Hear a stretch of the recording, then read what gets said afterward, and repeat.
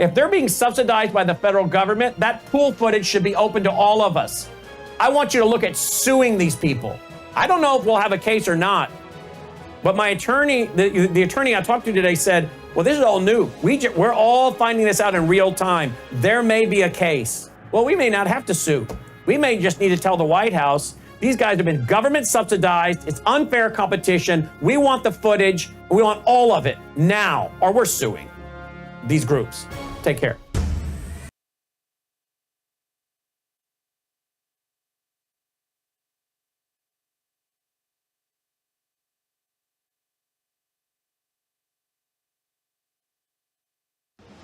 Colonel Rob Maness has a lifelong record of providing dedicated service to this nation. Having worked his way up from the enlisted ranks to full colonel, he served our country for more than 32 years. He has served as a bomber squadron commander, bomb disposal technician, Joint Chiefs of Staff operations officer, assisted the national security team with the campaign plan for the global war on terrorism. He authored the first theater nuclear war plan, and served as the Vice Commander of America's largest airborne intelligence wing. Colonel Rob Maness is a true American hero.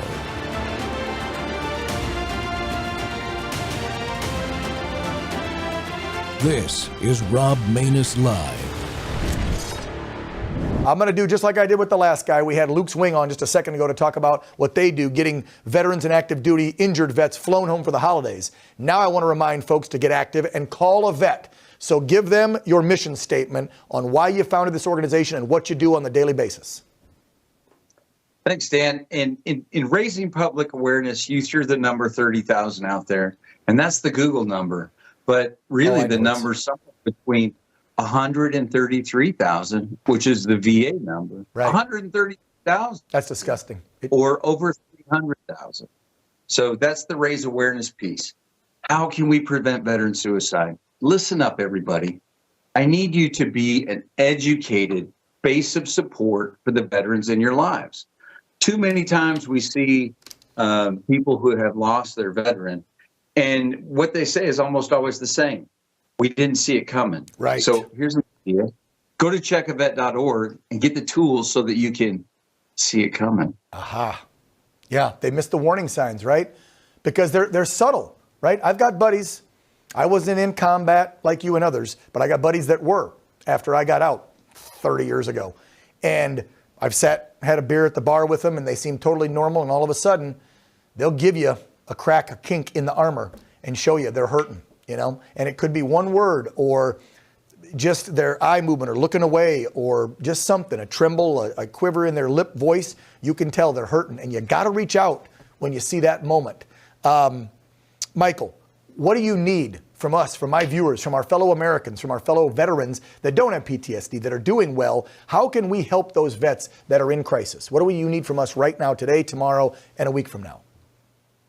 What Checkavet needs is the resources to do more, Dan. Yes. I can't do anything about the 44 that we lost yesterday. But if you look at resources as a volume knob on our mission, we need America to grab a hold of the knob and turn it up. We need your donation so that we can actually have something to do about the 44 we're going to lose tomorrow. Oh. So that's what we need. But one, if you're watching this program, you need to be a routine and meaningful part in the veterans' lives that you have. Routine and meaningful. Like, get involved. Be there with them. Do things. Michael Carmichael. The organization is called Checkavet. The website is checkavet.org. Send him a message. Send him some cash. Volunteer to help. Get on the phone. I guarantee you got a veteran that probably lives next door or up the street. Check on them on the daily, not once a year, all the time, to make sure they don't commit that heinous act because we didn't reach out to help them. It's a last resort. Nobody wants to do it, but they're struggling, and we can help them. Again, it's Checkavet, Michael Carmichael. God bless you for everything you do, brother. You have a great holiday season. God bless you, Dan. Thank you so much. Take care. Veteran suicide. You're not alone, and we can end it. I guarantee you we can end it. Welcome back to Truth Thursday. The Rob Maness Show is live on Worldview Tube, our X Spaces simulcast, Rumble now, YouTube, still, Truth Social Plus, and Roku. Well, America's veterans have traveled many tough and dangerous paths in our service to our country. We as a community have struggled for many years to end the tragedy of 22-a-day suicides with very little impact on that number. And as you just heard, it's believed to be an alarming surge, upwards to as many as 44 veteran suicides a day now. That video you just saw from Check-A-Vet was just within the last few weeks. So we do, however, have individual successes, and maybe that's the answer. There is no common solution that can be applied to everybody, but we have to create millions of individual solutions. That's why you see veterans starting groups like the one highlighted in my opening there, Check-A-Vet, checkavet.org, helping one veteran at a time and teaching us how to help the veterans that are in our lives. All of America is pulling for us. And now President Trump is back, and he's moving veteran suicide to the top of his priority list again. We all look forward to seeing the new Secretary of Veterans Affairs, former Congressman Doug Collins, who's also a chaplain colonel and a former Navy veteran, wade into this challenge immediately. My guest today is author and retired U.S. Army Staff Sergeant Robert J. Quayle III. Robert has a unique background as he served in the Army twice, from 1983 to 1992, and again at age 43, when the economy collapsed from 2008 to 2013. Following his first enlistment, he began a career in finance and banking, working a lot of positions such as insurance agent, branch manager, business banking officer, loan officer, and financial advisor. Well, Robert found himself on a dark trail that nearly led to his own suicide, but was thankfully able to avert the tragedy. One of the positive results of his recovery is his book titled Bobby, There's Always a Light at the End of the Tunnel, written with the hope of preventing at least one suicide. Robert, welcome to the Rob Maness Show. Thanks for coming on to talk about your book. We're going to show 3 more clips during the show, and they'll be about the subject of veteran suicide. But my discussion with you, man, I want to work through this book because I read it. I sped read it. But it's your writing is very engaging. Your story is just absolutely compelling, and I want to give you the chance to tell your story. My first question is, what inspired you to actually write a book? I've been working on one for years. Well, thank you, sir. I really appreciate the opportunity. It's funny how I came about the idea of writing the book. In retirement, I love Cadillacs, and I wanted to get a new Cadillac. But having a couple of stepdaughters in college, which is very expensive, as I'm sure you know, I thought, well, if I want to get a new Cadillac, I better find a way to bring in some more money. So I decided to drive for Uber Black, their premium service here in the Cleveland area. It's called different things in different areas, but it's their premium service. It's meant to be like one step away from a limo ride. And I thought, well, what the heck? I want to get a Cadillac anyway. I might as well go ahead and get a black one like they require with the black leather interior and so on and so forth. And so I got the car and I started driving. And I'm a very outgoing person. I like to talk. And the passengers who didn't like to talk, I would just shut up. But the ones who liked to talk, I would tell them stories from my background. As your great introduction mentioned, quite a very interesting background. I have a whole bunch of stories that I love to tell. And when I would tell them to the passengers, the most common response that I would get from them is, dude, you should write a book. Or, wow, that would make a great book. Or, stuff like that from all these passengers. And by the time I stopped driving, I had over 5,000 trips and a 5-star rating. And so I heard it a lot. And that's what but I kept thinking, I'm just an Army veteran, retired. I hurt myself when I was in, and I'm just an average guy. What am I going to write about? Granted, I have a lot of cool stories, but I kept, it just, then it dawned on me one day, I was drinking coffee in the morning, watching TV, and And it came on like a light bulb. I said, wow, I remember 10 years ago, I almost took my own life. And today I'm so glad that I didn't, because my life, if you compare it today to what it was 10 years ago, it's been completely upgraded in every way you can possibly imagine, from my house to my car, my bank account. You know, I have one amazing dog. Now I have two amazing dogs. I mean, I could go on all day about all the upgrades of, to my life.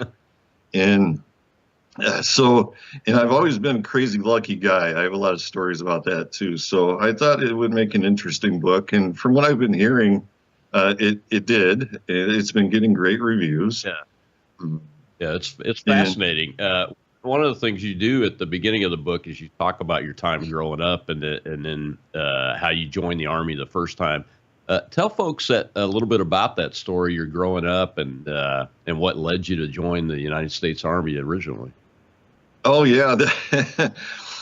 Well, I'll have to start a little bit further behind than high school, but I originally, when I grew up in Cleveland, and I was in advanced classes in the Cleveland school system, and then busing started, and my mother opted to move us to a suburb to avoid the whole busing thing.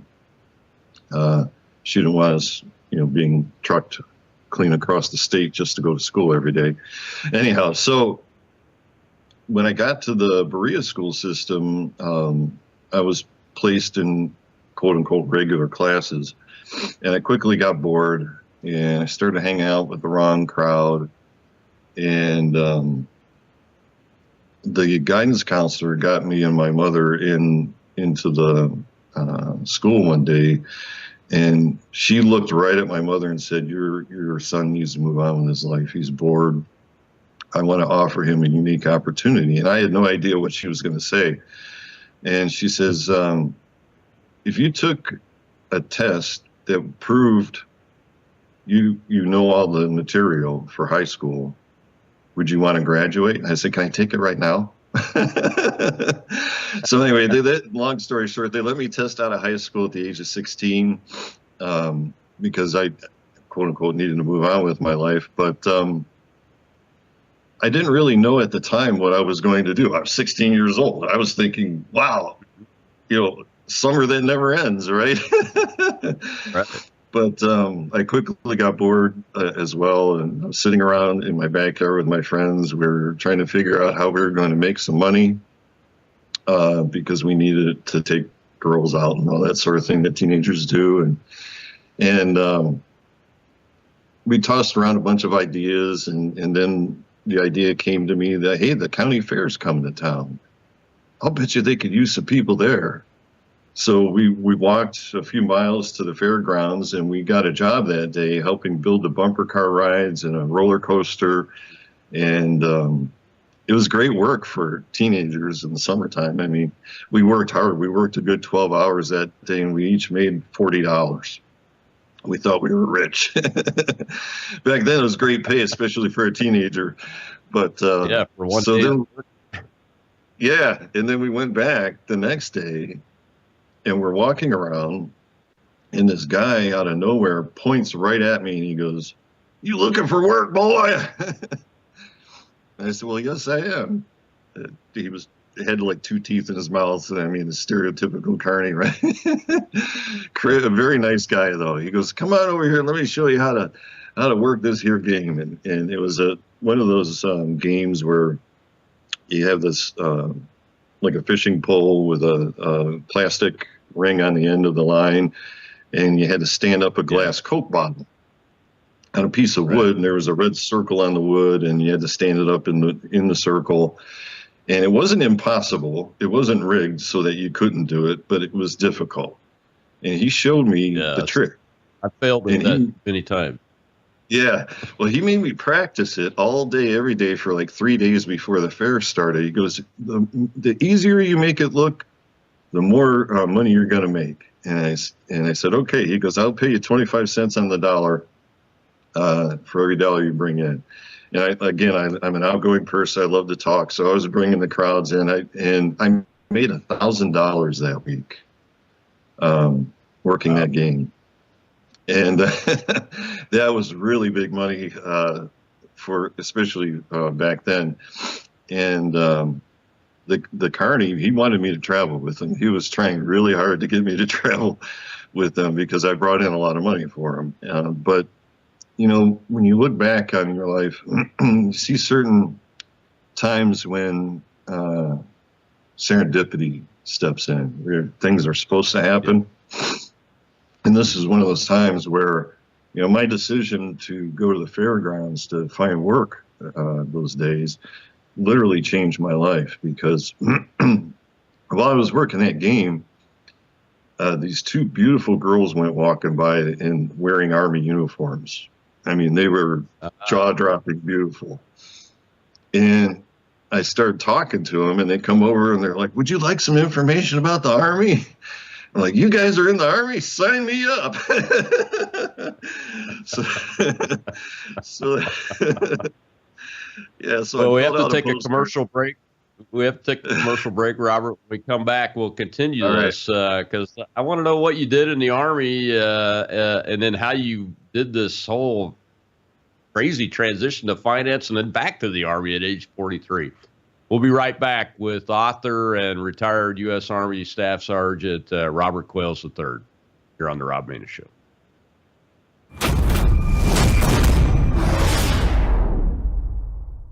Hello, I'm Brandon House. I want to thank you for all your support at wvwfoundation.com that helps make possible pushing out 24/7 content for free. Without your support, we'd have to put it all behind a paywall. But thanks to you and your support through our foundation, we're able to push it out for free as a broadcast service and broadcast ministry of WVW Foundation. Please consider going there and setting up an automatic monthly contribution, or go there and make an occasional contribution.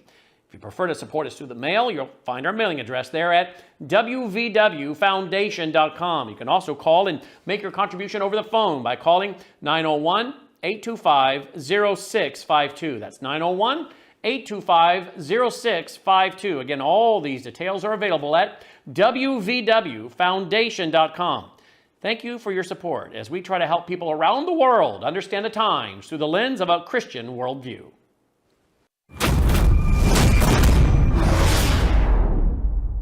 I will once again make stopping veteran suicide a top priority of my administration. Terrible situation. I will ban the Department of Veterans Affairs from wasting a single cent to fund transgender surgeries or sex change procedures.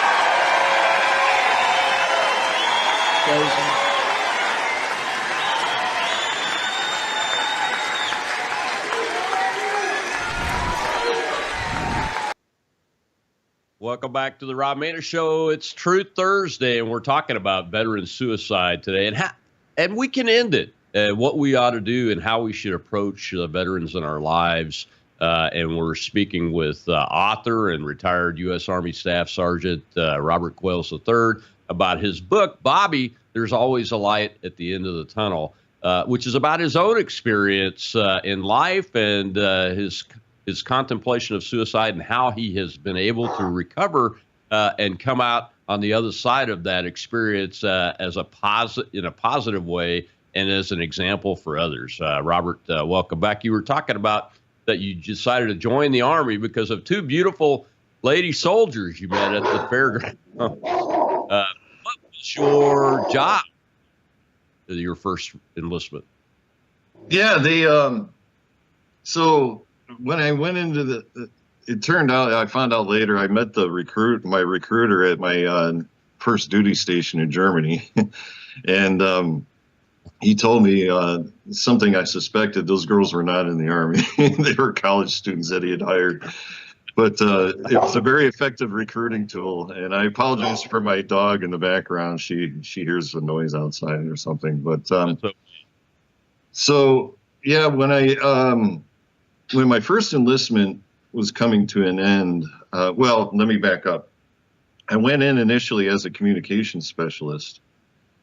And when I arrived in Germany, I ended up through a whole series of events. sorry about that. Through a whole series of events, I ended up in the colonel's office, the brigade commander's office. I guess I'd made an impression on him. And he says, listen, he goes, you're a prime candidate for a project that we have going on. He goes, how do you feel about switching jobs to become an intelligence analyst? And I thought, wow, Colonel's asking me to do something, I better say yes. So I said, yes, sir. And I ended up working in intelligence while I was on active duty. And it was counter intel work, going after East German agents that were trying to exploit our soldiers. That's a whole other story in and of itself. But then as I approached the end of the enlistment, I thought, well, what am I going to do now? If I re-enlist after 6 years, I might as well make it a career. But, you know, I'm only 23 years old. I want to see what I can do in the real world. So I decided to get out, but I joined the Ohio National Guard so I wouldn't burn any bridges. And that way, if things didn't work out as a civilian, it'd be real easy to go back on active duty. And my first job out of active duty was a security guard at a local mall. And I'll never forget the interview. The guy says, what makes you think you could be a security guard at a mall? I said, well, sir, I think if I can handle guarding a nuclear missile silo in Western Europe against terrorists, armed terrorists, I think I can handle a shopping mall. He said, okay, you're hired. So I ended up meeting, as part of that job, I ended up meeting an insurance agent who recruited me to get into selling life insurance. And because I was selling life insurance, I wound up becoming a banker. And that's how I got into banking. I worked in banking for 20 years. And I did everything on the retail side, from branch manager to business banking officer, as you mentioned, loan officer, financial advisor, and even an anti-money laundering specialist at one point. So I thought, well, if I lost my train of thought there. Okay. Okay. The banking ended in 2008 when the economy crashed. Okay. My bank shut down. I lost my job and I didn't know what in the heck I was going to do. I was left with a choice of burning through my savings, or trying to find a new career, or, you know, I didn't want to do that. So I thought, well, I'll go back in the Army. Everybody thought I'd lost my mind. You're 43 years old. You can't do that. Well, the more they said you can't do that, the more determined I became. So I put myself through basic training.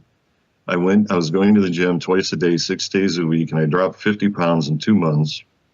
And I got to where I could pass the physical fitness test with 100 score in every category, and for my age group. And so I got back in.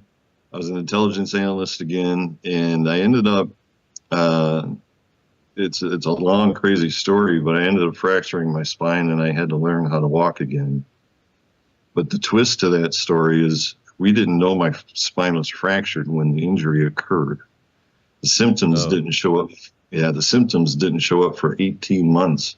And I was going through 18 months worth of combat training, getting ready to go to Afghanistan, 25-mile ruck marches with 60 pounds on my back, you know, and all the other physical training you go through with a fractured spine.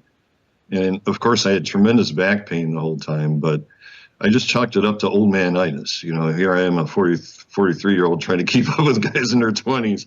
It's no wonder I have back pain. So I just grunted through it. I kept going through it. And then one day I went on a run with my first sergeant and one of my soldiers, and my legs stopped working about halfway through the run. It was the strangest experience. I can't even describe it, really. My brain was telling my legs to run, and my legs were like, well, no, we're going to drag today. So that was the best I could do, was drag my feet. And my soldier wanted to carry me back over his shoulder. Something told me that was a bad idea. And as it turned out, they did an MRI. They found the fracture. My spine was fractured right by my heart at T7 and 8. If he had thrown me over his shoulder, bad things could have happened. So it's a good thing that he didn't do that. But he helped me get back. They found the fracture, and they had to do surgery. And the doctor told me, he was a colonel. He said, when you come out of the surgery, you may not be able to walk again. And I had a few choice words that I won't repeat on the podcast, but I was under the influence of sedation already, and I very firmly told the colonel that I would in fact walk out of that hospital, but in not such a polite way. But he said, "Well, I hope you do," and that was the last thing I remember before going under. And it took 75 days, but I did walk out of that hospital, and I ended up. It took, and this is where the events leading up to my suicide attempt started. In the military, there's a culture, and any veteran will tell you they witnessed it, regardless of the branch. You could be the best soldier in your unit one day, and then you get injured, and you're a piece of garbage the next, and you're treated as such. It's automatically assumed that you're faking it. I don't know how you fake a fractured spine, but I did hear that I was faking it, and I was just trying to get over, and you're just trying to get benefits, and so on and so forth.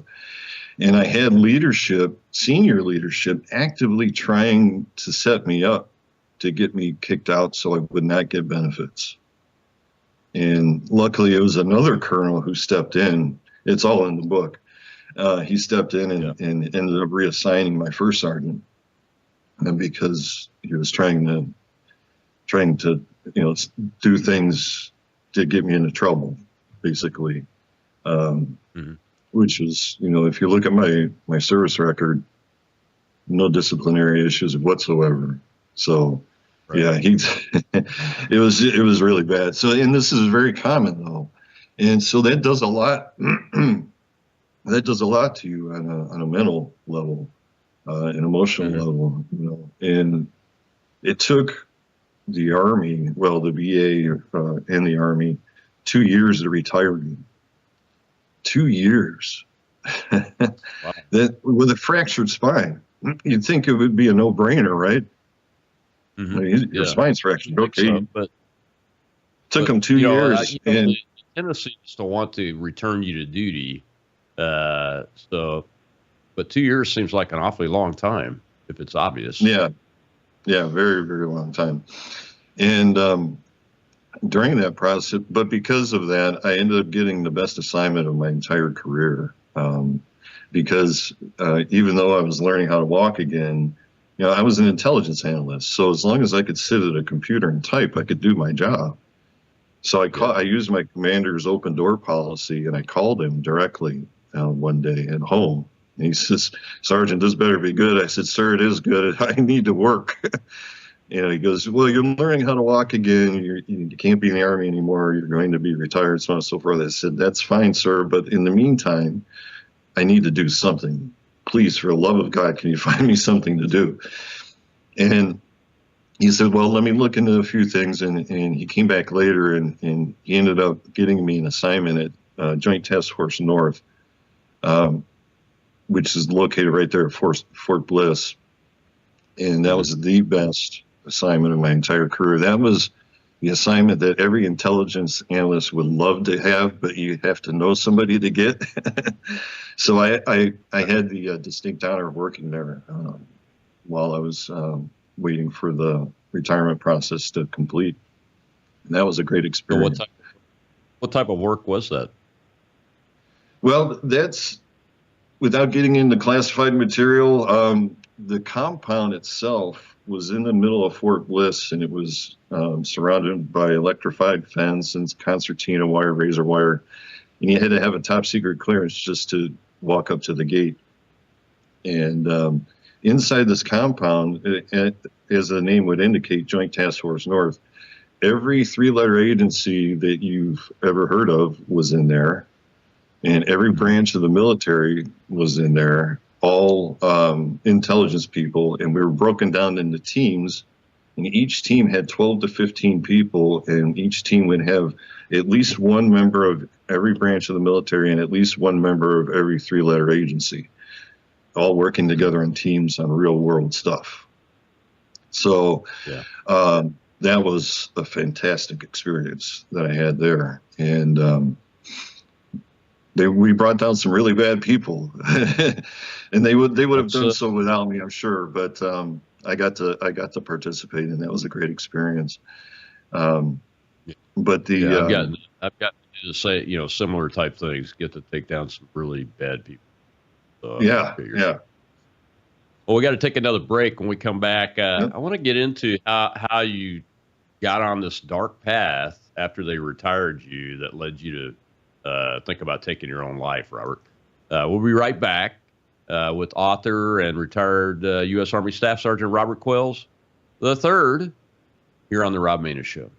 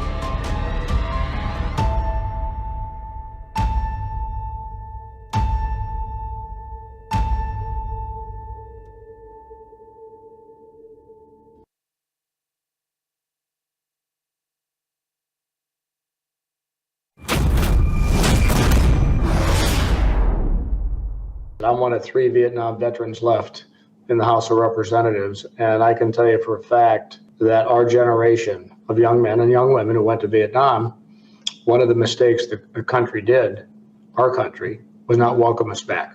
Okay, we lost a significant number of good folks because they never assimilated back into society. Now, having said that, fast forward here after 2 decades, I would call a generational war in the Middle East, whether it be Iraq or Afghanistan mainly. The country didn't make that mistake twice because our veterans have been welcomed back. But in every war, the scenario is different when it comes to the toll on our human psyche. I would suggest to you one of the things that the data does tell us is that more community outreach at the local level, whether it be veteran service organizations, whether it VA clinics, different, contracted mental health capabilities, is still to a large extent untapped as far as the positive impact it can have on a veteran's life. Welcome back to the Rob Maness Show. It's Truth Thursday. We're talking about veteran suicide. I don't shy away from this topic because being a veteran that's been involved in combat operations, I talk to veterans on the daily, and most of them have some type of combat experience. Many are suffering from PTSD, and some just suffer from depression. Others have just had hard times in their lives, and all of those pathways can lead to a veteran taking their own life. And my guest today is author and retired U.S. Army Staff Sergeant Robert Quells III, who wrote the book, Bobby, There's Always a Light at the End of the Tunnel, to talk about his life and what led him up to potentially, contemplating taking his own life as a veteran, and then coming out of it. And Bobby, or Robert, just prior to the break, we were talking about how it took 2 years to get you medically retired. You had this great assignment. So what happened? Because it wasn't much longer after that you got on this path that led you to contemplate taking your life. Yeah, when I during this med board process, as they call it, with the VA and the DoD, I began thinking, okay, what's my next move? You know, and I'm going to be medically retired. What am I going to do now? You know, is my life over? You know, those thoughts start swirling in your head. You know, am I going to sit at home the rest of my life with nothing to do? You know, that kind of thing. And then, as they often do, and they have throughout my life, I get these crazy ideas that when I first verbalize them, everybody thinks I've lost my mind, but then they're really surprised when I actually do it. And I came up with the idea of buying a franchise and go into business for myself when I get out from the Army. So, and everybody was like, well, you can't do that for this reason or that reason, blah, blah, blah.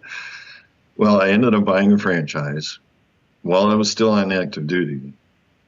And I went to their headquarters while I was on medical leave in San Diego to get training so I could get the store up and running, so I could hit the ground running once I got back home to Ohio. And so I got back to Ohio. I bought a store, a franchise. I'm not going to say the name of the franchise, but I bought the store in my hometown, Berea. It was a pre-existing store that was kind of run down, and I turned it around. I was doing quite well. I took over this business, but you know, with my disability, you know, with a fractured spine, I had to do a lot of lifting of heavy items, and that didn't work well. And then, you know, I had, you know, the flag that you get when you retire from the military. I had that hanging on the back wall of the store. And then one day the corporate folks come in, and they would come in periodically to check the store to make sure it matches their floor plan, so on and so forth. It makes sense. It's a franchise. They want all the stores to look the same, and that's fine. And they weren't 5 feet in my store, and the person that was in charge looked at the flag on the back wall and said, "You have to take that flag down." I said, "Excuse me?"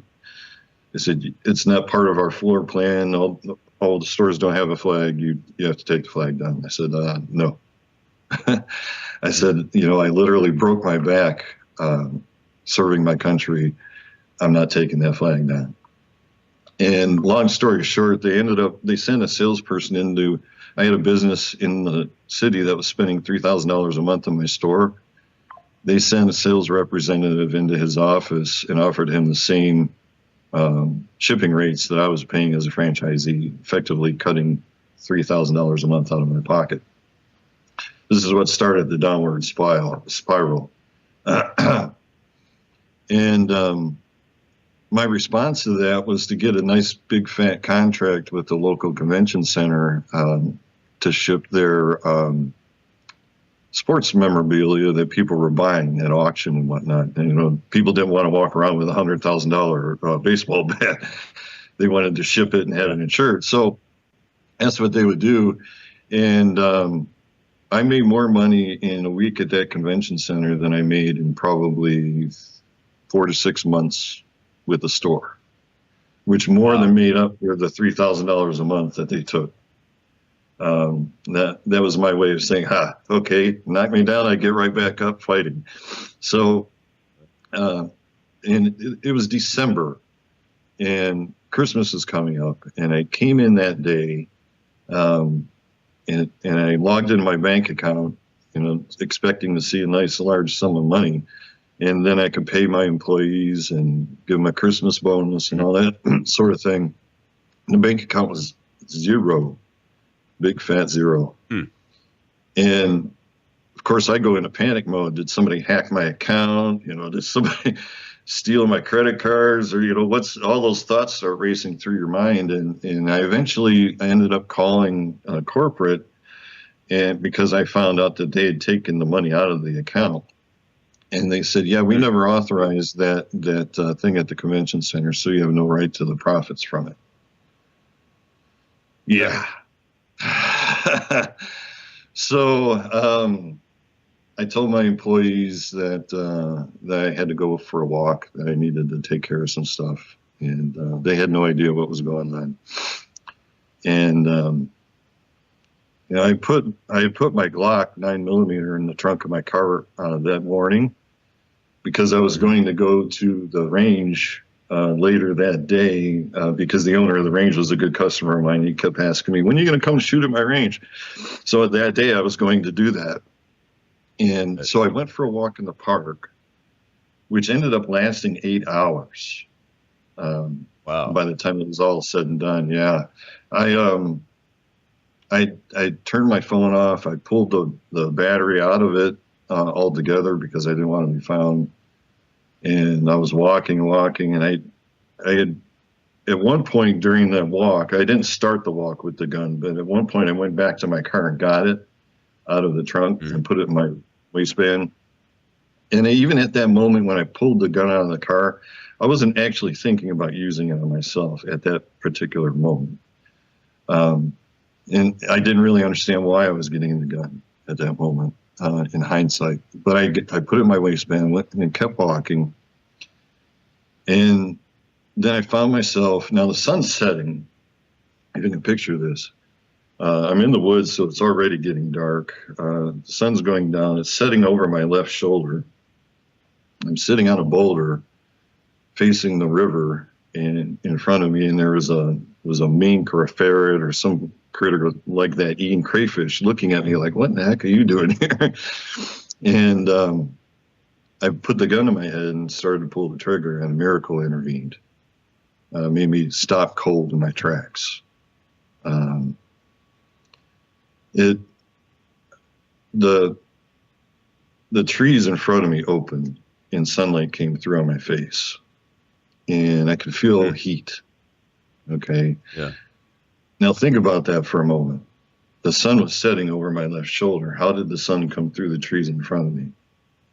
Okay. Exactly. And at that same exact moment, I heard Carrie Underwood singing "Jesus Take the Wheel" as if she was standing right in front of me, and that's what made me drop the gun. And it could have been in my head. It could have been somebody driving by in their car with the radio on. Who knows? But it doesn't matter because it made me stop. So from that point forward, you know, I decided, yeah, I'll let them take the wheel. You know, please do. And you know, walked out and got the help that I needed. And today, you know, it's people think once you've been down that road, there's no coming back. That's not true. You can recover from that just like you can recover from any injury or illness. Yeah, exactly. And yeah. So did you go to the VA?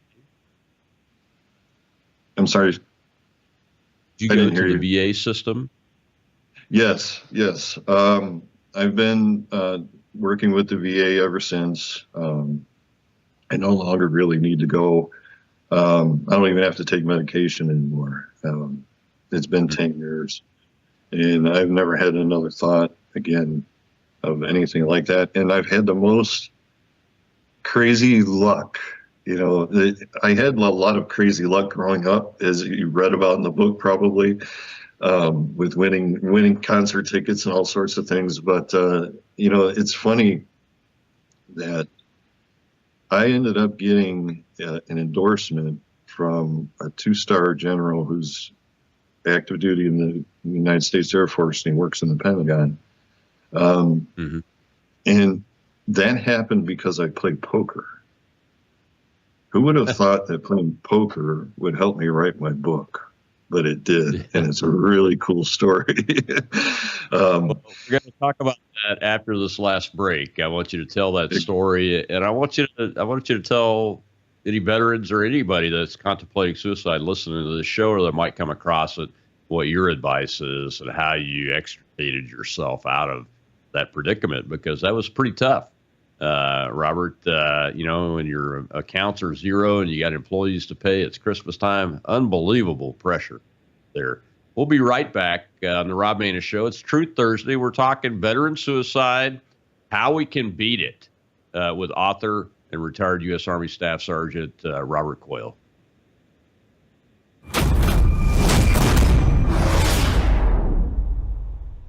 Hello, I'm Brandon House.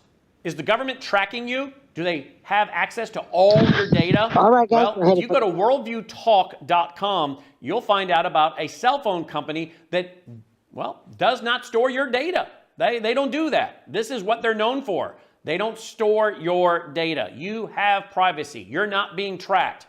That's why a lot of folks are turning to worldviewtalk.com. You'll find their prices are very competitive.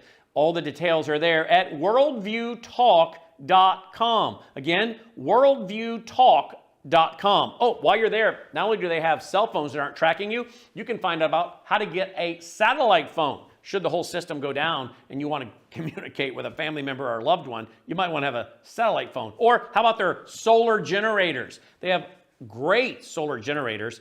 Check them all out right now. Worldviewtalk.com, worldviewtalk.com.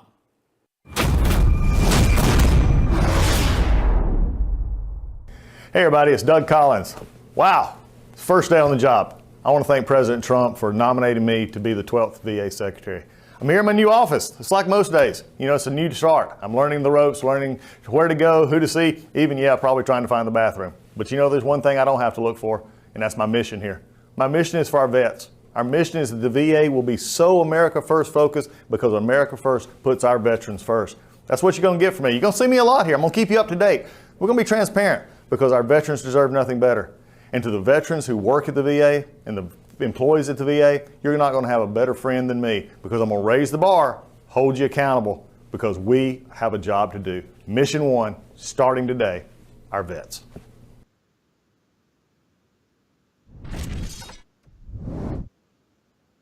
Welcome back to the Rob Maness Show. It's Truth Thursday. That was the brand new VA Secretary, was just confirmed. That was his first action in office there within the last few days.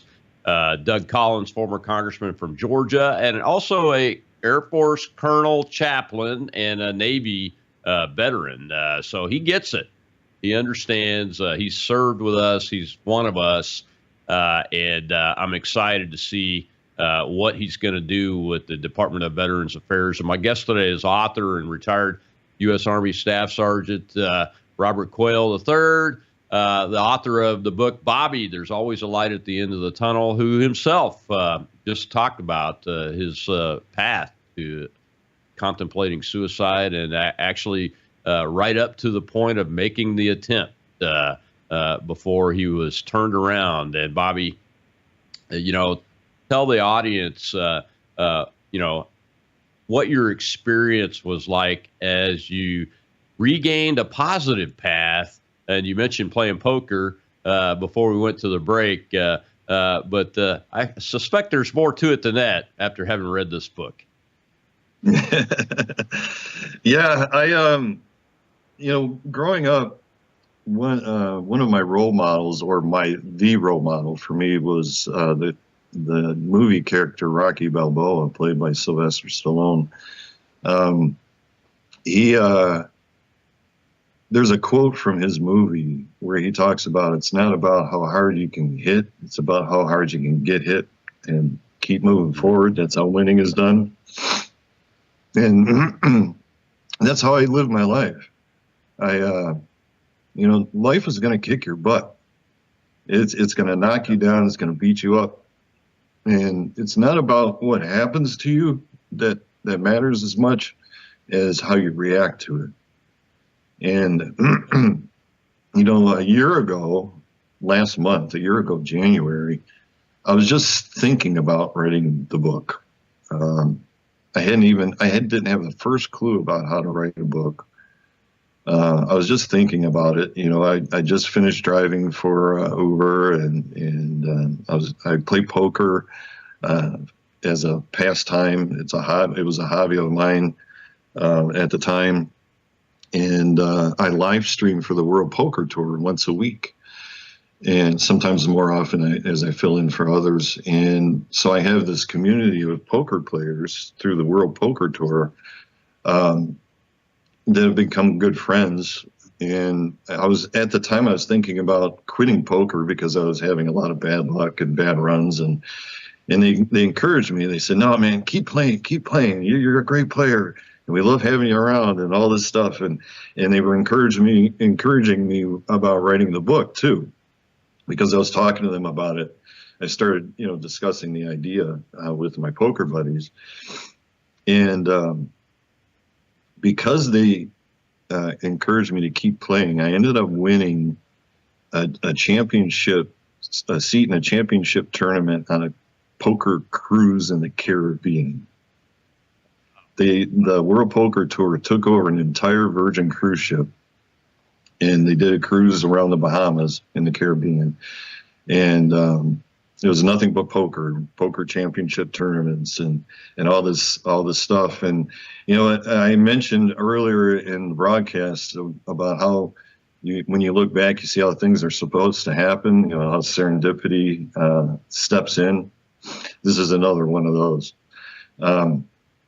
So I get to the crew, I get on the ship. And I'm not kidding you, I wasn't even 10 feet on board when my phone goes off with an invitation to a private party on the 16th deck. I'm like, wow, this thing has 16 decks. And then my next thought was, well, geez, they must have sent this to the wrong guy because I'm nobody in the poker world, at least not yet anyway. So I threw my stuff in the room and I decided I would go to this private party and let them know they invited the wrong guy. And I don't, if you're a fan of the World Poker Tour, if you watch them on TV, the host of the show is Lynn Gilmartin. She's this absolutely beautiful, redheaded Australian woman, and she's a wonderful person and a great host of the show. And I've been watching her on television for years, at least 10 years. And the elevator doors open, and guess who's standing right there? Lynn Gilmartin. And she looks at me and she goes, "Are you Bob?" And I almost passed out. I said, "What? How do you know my name?" How does Lynn Gilmartin know my name? And then she goes, "Hold on a second." She waves Jeremy over, the guy who runs the whole show. And she goes, "This is Bob Quayle." And he goes, "You're Bob Quayle?" I said, "I didn't do it. I swear to God, whatever it was, I had nothing to do." He goes, "Yes, you did. You wrote a book." I said, "How did you know about that?" Because, the cruise happened in April. I was just talking about it in January, and I actually started writing it in February, and it only took me 3 months to write this book. And it was actually, the publisher was getting it ready to print when I went on the cruise. And I actually halted production of the book to add the bonus chapter about my experience on the cruise because it was so crazy. So I I'm talking to Jeremy. He goes, "Listen, the producer wants to hear about your book." I said, "You've got to be kidding me. The producer?" He said, "Yeah, come on over." So he introduces me to the producer. I tell her about the book. She says, "Oh, wow, I want to interview you on camera about your book." I said, "Really?" She said, "Absolutely. Let's do this." So they set it up a couple of days later. They filmed me, and by the end of the interview, the producer and the sound guy were both in tears, happy tears. And she goes, "We're going to put you in a TV commercial too." I said, "What?" She goes, "Yeah, how do you feel about having a camera crew follow you around for a couple of days on the cruise?" I said, "Okay, who's punking me?" I'm looking around. Where's the hidden cameras? This has got to be a joke, right? No, she was serious. Yeah. So they had a camera crew follow me around for a few days. They filmed me playing poker. They filmed me playing pickleball. They filmed me walking on the beach. And for the close of the commercial, they had me walk up with the waves crashing behind me. They choreographed the whole thing. They had me walk up to the camera, and I paused, and I said, "So thanks to Club WPT, I've won my way into paradise, and so can you." And I pointed to it, and they're like, "That's money. We're going to use that." So they made a commercial out of it, and the sound guy told me, he says, listen, I want you to meet my wife. She's an author too. She likes to meet other authors. So he introduces me, and I tell her about the book, and she says, listen, you have to meet my son because he's directly involved with preventing suicides in the military. And I said, you've got to be kidding. Really? Yep. She said, yes. Got that works just ways. Yeah, it's strange, all because I play poker. So she gave me his name. She wouldn't tell me anything else about him. She said, just look him up on LinkedIn when you get home, and when you message him, tell him Mom says hi from the cruise in the Caribbean, so he knows who you are, because I'm going to tell him who you are. I was like, okay, this sounds all kind of secretive and everything, but anyway, so I looked him up, and I almost fell out of my chair. You know, he's a major general in the Air Force working in the Pentagon. I thought, oh my God, I'm not going to message this guy. The FBI is going to be at my front door. But I did get the courage up, and I messaged him, and he responded immediately, and he's been helping me ever since. He didn't help me write the book, but he's been advising me both as a military member, but as a friend and as a reader. And then about a month after, the book has only been out a couple of months, about a month after I sent him a signed copy, he sends me a message, and he says, check your Amazon reviews. And I said, oh, did I get that 1-star review every author gets? He goes, no, just check your review. So I got on Amazon, and he left a review a mile long that made me cry. Oh, it was such a wonderful review. And you know, when I was on active duty about 15 years, and I think I saw a general once at a distance, but that was about it. And now here I am. I'm friends with 4 of them, because this general, he introduced me to 2 retired generals who are authors themselves and best-selling authors on Amazon, no less. And then I met another general at a Folds of Honor event that I did a book signing for. And so all of this happened because I play poker, and because I was streaming live.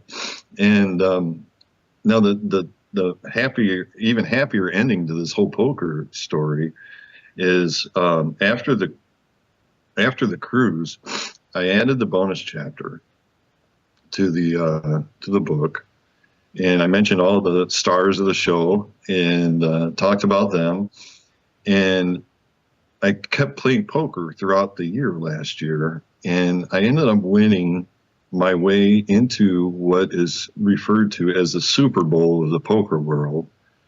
I won a seat in the Prime Championship tournament with the World Poker Tour at the Wynn in Las Vegas back in December. And I didn't just win 1 seat, I won 5 seats. 5 entries. I was the only person to do that, to win 5 seats in the same tournament, which essentially meant I could start playing, I could get knocked out, get back in, get knocked out, get back in, and 5 times, 5 chances to do something incredible. And when I got to Vegas, Robert, we're running out of time, so I want to give you a chance to give your 2 cents worth of advice to somebody that may be contemplating suicide, whether they're a veteran or not, real quick, and then tell folks how to find the book and buy it. Oh, okay. Yeah. I could go on all day with all my stories, but yeah, for any veteran that might be thinking about taking their own life, I would say don't do it, because it will get better. There is light at the end of the tunnel. The devastation you leave behind.